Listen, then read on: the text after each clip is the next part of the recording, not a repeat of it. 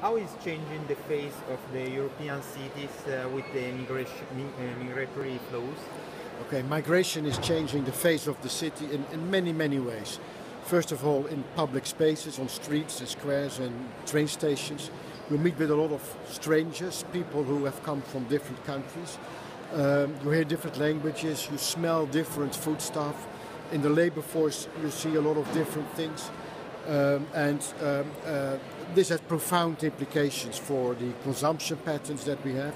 So I'm from Amsterdam. It's very difficult to get Dutch food, but because there is there are so many immigrants, we will get Italian food, Turkish food, Mexican food, whatever. So that really opens up a larger choice. And also in the economy, it's very important to have people with different perspectives, different experiences, and that connection that enhances creativity and that strengthens the current creativity-driven economy.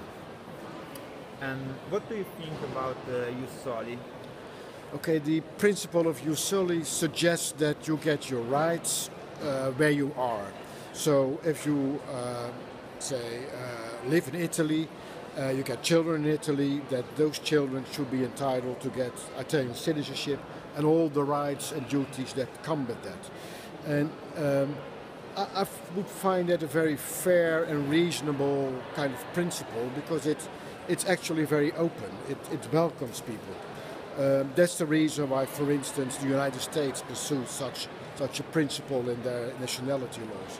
What you see, however, is that many countries, notably in Europe, they slowly go into the opposite direction, almost implying that you need to be a member of the club before you get the rights. And at the same time, they make it very difficult to become a member. So a discussion, a renewed discussion about Jus Soli, I would welcome that wholeheartedly, because I really think that we need such a discussion.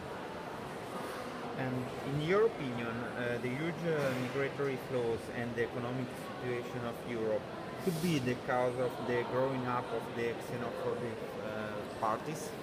Yeah. Well, the assumption is that when there is substantial migration, that's xenophobic growth. But I'm inclined to argue the opposite, because it's not self-evident that people become xenophobic because there is migration. I think that there are lots of people who are concerned about their neighborhood, the country, they experience competition, or they fear that in some vague future there will be some competition.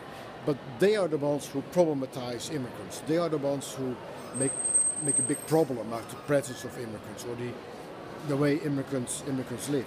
So I'm inclined to say that if you want to deal with it, you have to address those people who try to exclude immigrants, who think negatively about immigrants, rather than addressing immigrants themselves.